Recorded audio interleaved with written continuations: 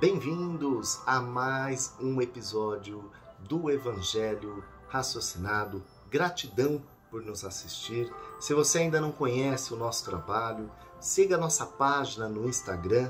Lá nós temos postagens diárias sobre este doce, consolador Evangelho de Cristo. E também temos o nosso podcast nas principais plataformas, inclusive no Spotify.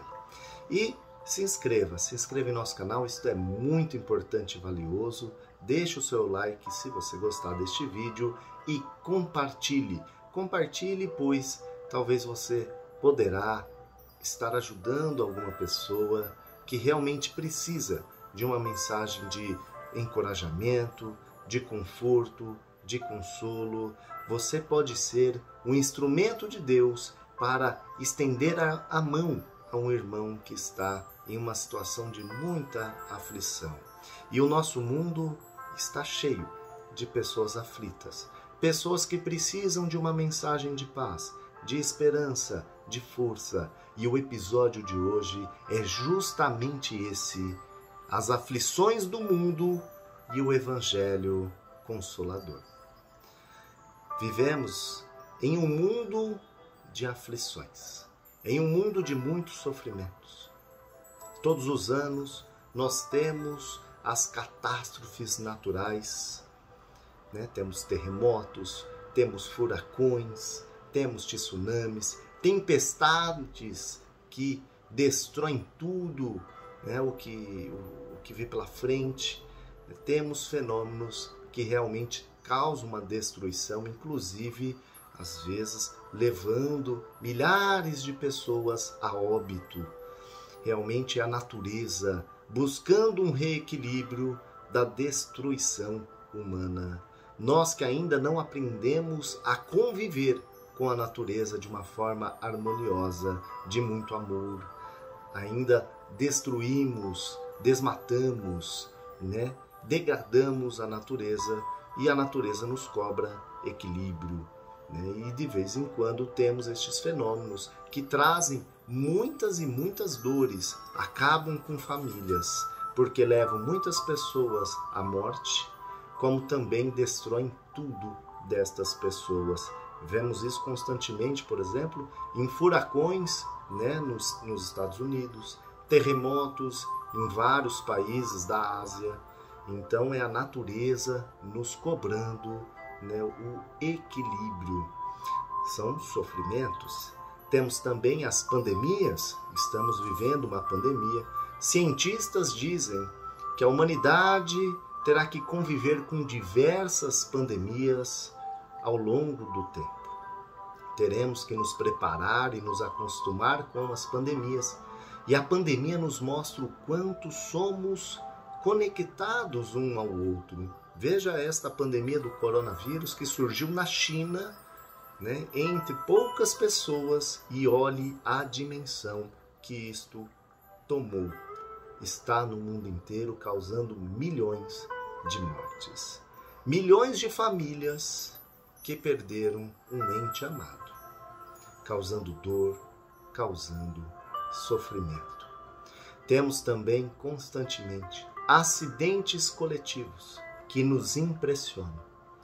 Recentemente tivemos o caso do Brumadinho, tivemos Boate Kiss, tivemos quedas de aviões da Chapecoense, mas tem aviões que caem no mundo inteiro, acidentes coletivos, causando comoção, dor, sofrimento. Fora esses acontecimentos mais extraordinários, nós temos também as nossas dores diárias, as nossas cargas pesadas. Temos, né, uma doença talvez inesperada, um acidente que nos limita, ou talvez ocorre alguma coisa e alguém muito querido falece. São sofrimentos que carregamos. Tem muitas pessoas, né, que acham que o sofrimento é para as categorias mais humildes, mas saibam que não. O sofrimento está em todo ser que está neste globo terrestre. Até mesmo o mais rico, aquelas pessoas que possuem a riqueza material, possuem dores por vezes profundas. A falta de amigos verdadeiros. Ou aquelas pessoas que estão cheias de coisas, né? De pessoas, né? De matéria, de riqueza, mas possuem um grande vazio dentro do coração. E o que elas fazem para disfarçar esse vazio? Acabam, né? Levando isso para o materialismo. Festas, bebidas, compras, né? Extravagância. Mas na verdade, o vazio continua. Porque o vazio está dentro do coração. E como lidar com estes sofrimentos? Né? Lidar com isso sozinho é muito difícil. É possível, mas é muito difícil. Por isso vemos muitos casos de suicídio. É um assunto pouquíssimo falado, mas que devemos falar mais. Pois o mundo, né, vem com aumento de casos de suicídio que é realmente preocupante. E nós temos o nosso papel nisso, o papel de ajudar aquele que está ao nosso redor em uma depressão em que achamos que é besteira, em uma depressão que a gente fala que é frescura. Não. Depressão, ela dói, né? As pessoas falam que quem tem depressão é a pior coisa que tem, porque a pessoa está sentindo aqui dentro aquela dor enorme, aquela tristeza profunda. E nós, como cristãos, né? Mesmo se não for cristão, se tiver o bom coração, ajude. Nós temos que buscar ajudar mais. E nós temos que buscar ir ao encontro deste irmão em aflito. Muitas vezes, e quase sempre, eles não pedem ajuda. Quantas pessoas que se matam e você fica chocado, mas essa pessoa parecia que estava bem. Eu vi ela ontem, ela estava normal, né? Então temos que ir ao encontro de fato. As pessoas, diante de todas essas dores, essas pedras que aparecem em nosso caminho, né, não aceita, tem sentimentos de revolta, de desespero, né, diante dessas vicissitudes que são os infortúnios, os imprevistos da vida, essas tristezas profundas. Então, o primeiro passo, nós temos que aprender que o nosso mundo é um mundo de provas. Pois ainda nós não aprendemos a amar. Nós não aprendemos a amar. Olhemos para dentro de nós, e aqui eu incluo eu também, mas olha a nossa sociedade, olha ao nosso redor, né? Nós veremos como nós somos egoístas, como nós pensamos só em nós. E se não for em nós, naqueles a qual amamos.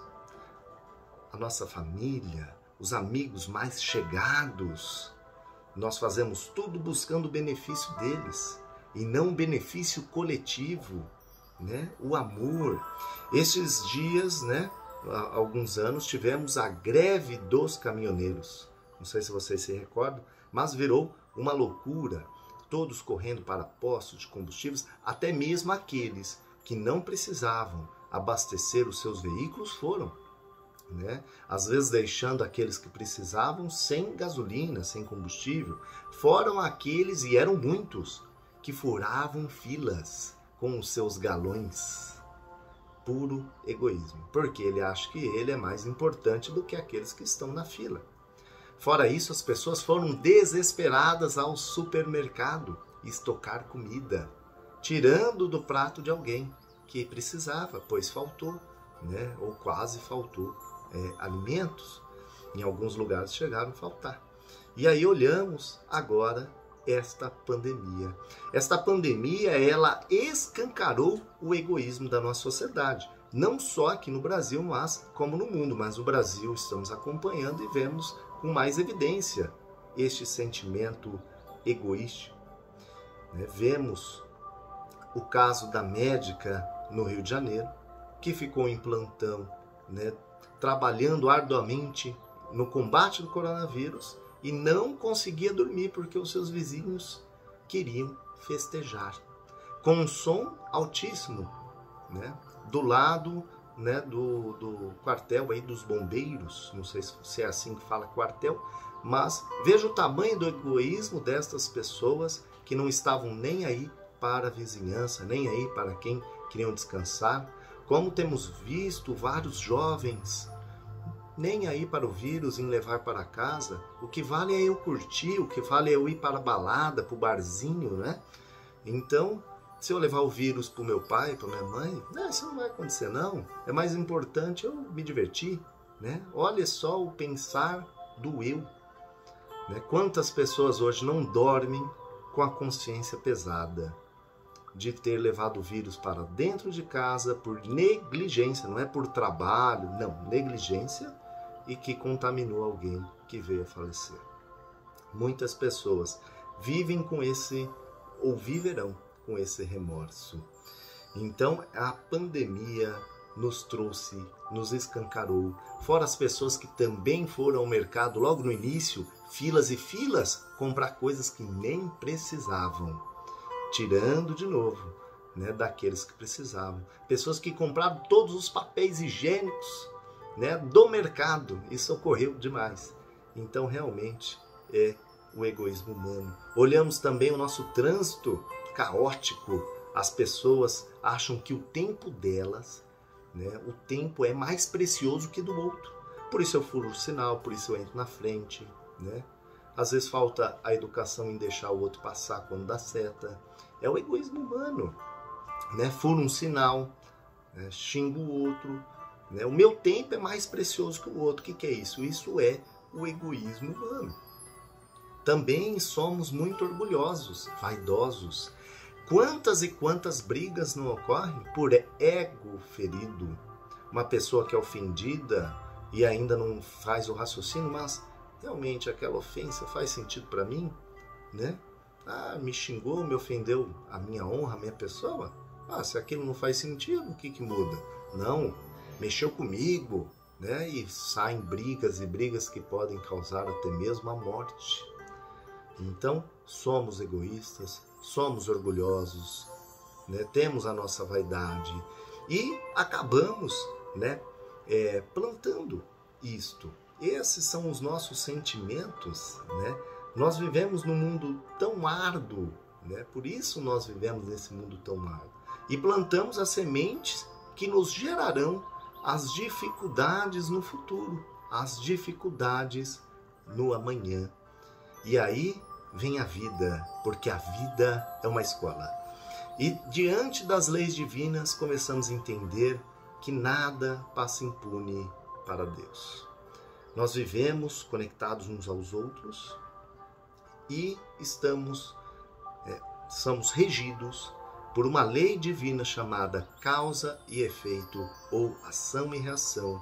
Não há um efeito sem causa. Sofremos? Sofremos. Temos a nossa culpa.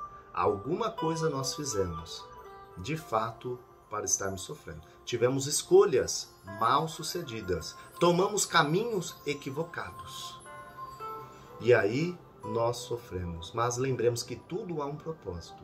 Do sofrimento, mesmo surgiu uma doença, ainda não compreendemos, mas busquemos refletir, né, o que eu tenho a aprender com tudo isso.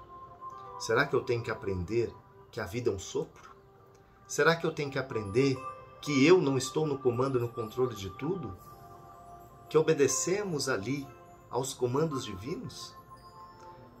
Às vezes precisamos ver o quanto somos frágeis. E muitas vezes a dor vem para nos dar o acordar, o despertar. Precisamos da fé, precisamos acreditar, precisamos orar. Por isso as pessoas nesses momentos mais difíceis procuram a Deus. É o convite. Pena que depois que se curam, elas esquecem. E aí vem uma nova doença, vem uma nova dor, vem uma nova dificuldade. Mas o chamado sempre vem. Por isso diz, muitos são chamados, poucos os escolhidos. Jesus conta sobre a parábola do festim de bodas. Deus faz uma grande festa e chama o pessoal para essa festa e o pessoal recusa. Uns vão, para a chácara, outros vão para a festa, outros para os negócios. Né? É o que nós fazemos. Deus nos chama de várias formas, pelo amor e pela dor. Ele nos chama, venha a mim, que eu estou aqui. Jesus também nos chama, vinde a mim. E nós ignoramos. Temos também dores muito profundas. Dores que vão além e atingem em cheio o coração. Uma mãe que perde o seu filho. Um pai que perde o seu filho. É uma dor profunda. Uma das dores que realmente tocam o fundo da alma. Um sofrimento amargo. Mas temos no Evangelho algo muito parecido. Pois Maria, na sua luz imensa, passou também por esta dor. Maria estava lá no dia da crucificação. Não esqueçamos disso jamais. Maria viu o seu filho ser torturado, ser crucificado. Viu todas as crueldades, sem poder fazer nada. Apenas o choro, mas a obediência e a resignação a Deus. Ela sofreu muito, o luto da mãe. Mas ela não ficou paralisada. Ela foi ajudar os mais necessitados. Nos conta a história de que Maria foi morar com João, que foi um dos únicos apóstolos que ficou ao lado ali, acompanhando aquele dia trágico. E ela vai morar com João e ela ajuda os mais necessitados na cidade de Éfeso. Mas ela compreendeu que aquilo que ocorreu com seu filho, Jesus, era a missão dele. Como, às vezes, nós temos que compreender que cada um de nós temos a nossa missão. E a missão de Jesus era aquela. E aí ela compreendeu que antes de Jesus ser filho dela, ele era filho ou é filho de Deus. É importante essa compreensão. Então, nós não aprendemos a plantar a semente do amor. Nós não aprendemos a amar. Não aprendemos a olhar ao redor e pensar no próximo. Pensar no coletivo. Nos disse o Cristo, que o maior no reino, vou até ler aqui, o maior no reino dos céus é aquele que é o servo. Quem quiser ser o primeiro entre vós, que seja o escravo de todos.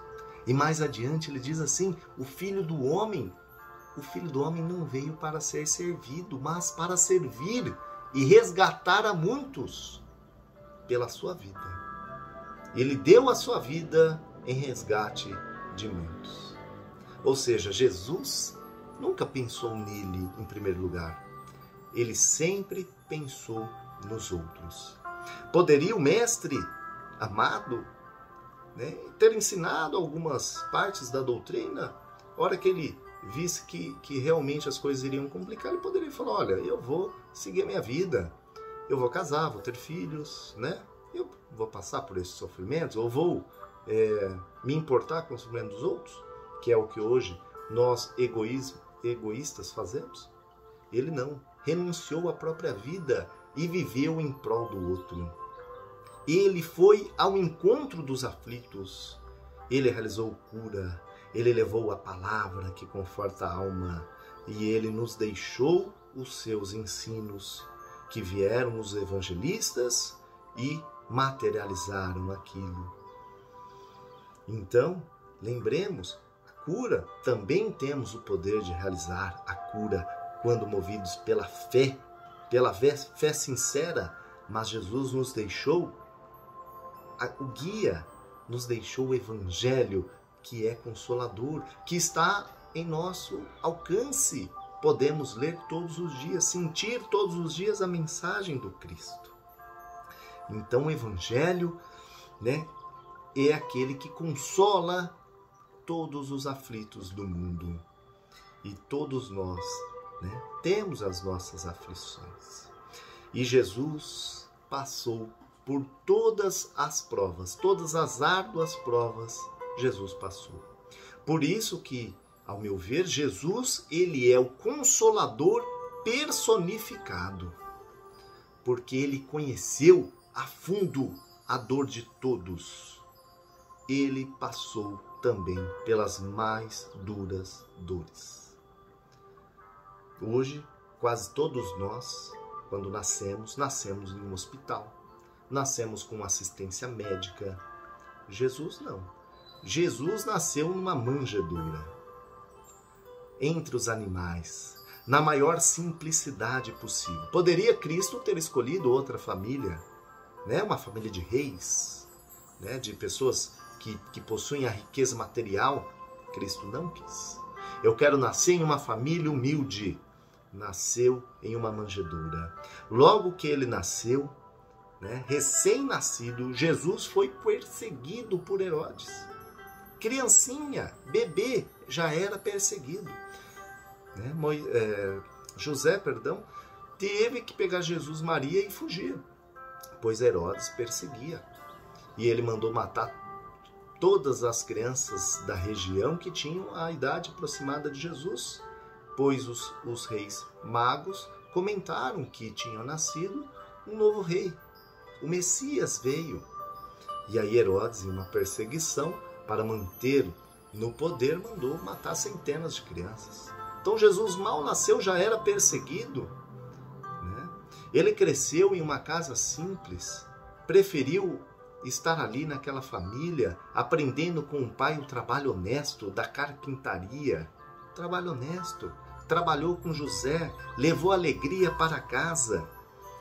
Ele não fez curso para ser doutor de lei, né? Para estar na sinagoga. Não, ele sabia que aquilo era irrelevante, os títulos humanos. O que importa é o coração. E aí ele se levanta e vai ao encontro dos aflitos, levando a mensagem que causou revolta geral de que somos todos iguais, que não tem escravo, que o escravo ele é igual, né? O seu patrão. Não tem diferença nenhuma entre cor, somos todos filhos de um mesmo pai. Isso causou uma revolta enorme para os políticos, para os grandes ali em âmbito de riquezas. Isso gerou já o início das perseguições contra o Cristo. Né? Então, Jesus, ele vai ao encontro dos aflitos. E ele foi, né, e curou aleijados, leprosos. Vimos também com publicanos, o próprio Mateus era um cobrador de impostos, Levi. Né? Temos também sobre Zaqueu, que era também um publicano, também era cobrador de impostos, que muitos acreditavam que tinha o seu desvio de moral. Né? Então, temos Jesus com a mulher adúltera, que muitos queriam apedrejá-lo. Jesus diz, né, com o dedo na areia, aquele que estiver sem pecado, atire a primeira pedra. E aí contam os historiadores que os mais velhos começaram a largar a pedra, pois eles, os mais velhos, tinham o maior número de pecados, e todos largaram a pedra, porque todos nós pecamos. Quem somos nós para julgarmos uns aos outros? Não podemos. Então, Jesus, né, ele cura aquela mulher hemorrágica, diz, a sua fé a salvou. Anos e anos com hemorragia. Cura também o empregado oficial romano. Né? Apenas à distância, apenas com o sentimento, com o pensamento, ele ressuscitou Lázaro, lavou os pés dos seus discípulos, demonstrando a sua humildade. E pensando nas dores. Então aqui Jesus vai ao encontro da dor do próximo. E pensando nas suas dores. Jesus não passou por todas as dores. Jesus não foi traído. Foi traído por um discípulo muito amado, que ele amava. Jesus não foi abandonado pelos seus amigos, né? Pelos seus discípulos, que ele diz, eu não chamo vocês mais de servos, tenho-vos chamado de amigos, disse o Cristo. Está lá em João. Linda essa passagem. Não chamo mais de servos, mas de amigos, pois tenho contado tudo o que meu Pai me ensinou. Todos eles, exceto João, abandonou. No medo de também serem presos, torturados, fugiram. Apenas João ficou ao lado de Maria. Jesus não foi humilhado? Foi humilhado. Quando Pilatos manda ele para o Herodes de Antipas, que governava a região ali da Galileia, Herodes humilha Jesus. Os soldados tampavam os olhos de Jesus e davam bufetadas, pedindo para que ele adivinhasse quem foi que bateu. Ele teve uma coroa de espinhos para zombar sobre o seu reino. Colocaram uma túnica totalmente humilhante, deram um cajado também para humilhá-lo de rei. Jesus também não foi torturado? Foi muito torturado. Teve que carregar uma cruz pesadíssima. Pesquise depois na internet quantos quilos tinha a cruz de Jesus. Ele carregou nas costas. E ele teve as mãos, falam que são os punhos, furados por pregos. E também os seus pés, seus tornozelos. E quando pediu alguma coisa para beber, lhe deram vinagre.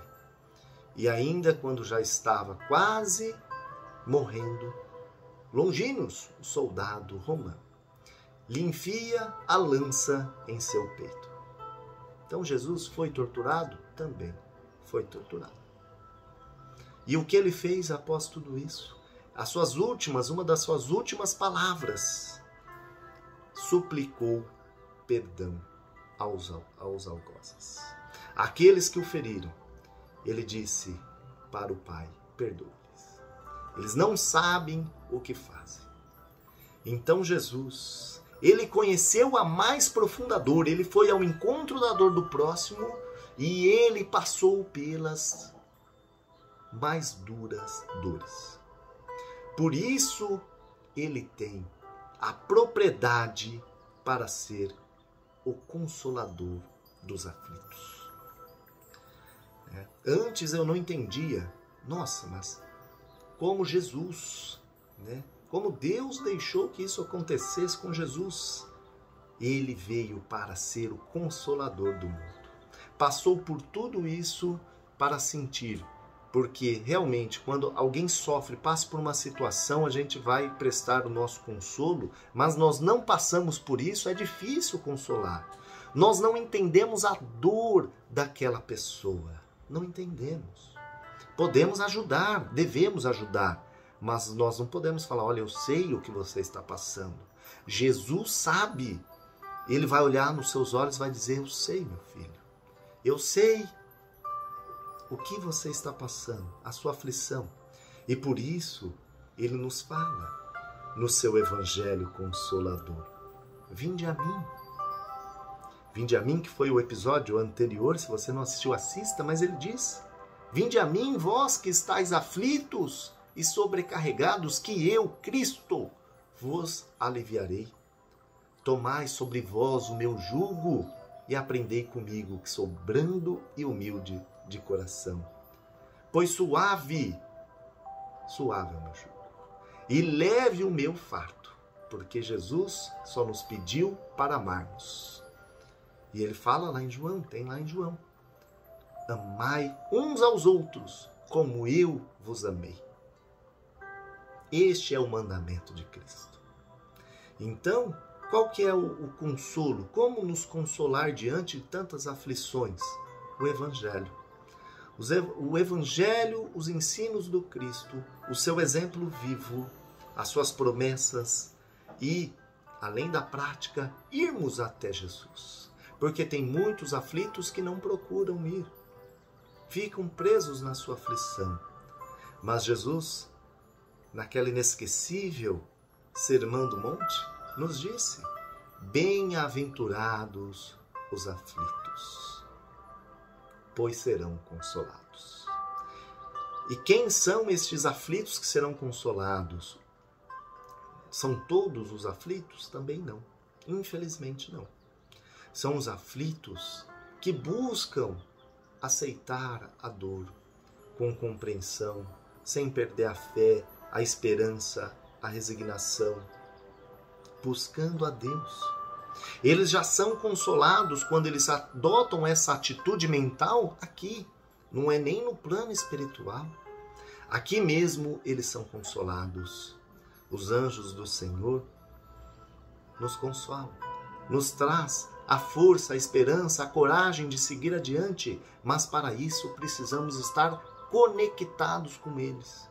E aí sim, bem-aventurados os aflitos, porque seremos consolados. Basta buscarmos, que possamos abrir o nosso coração por meio da prece que nos liga ao Criador, nos liga ao Cristo, pois Cristo disse que Ele é o caminho, a verdade e a vida.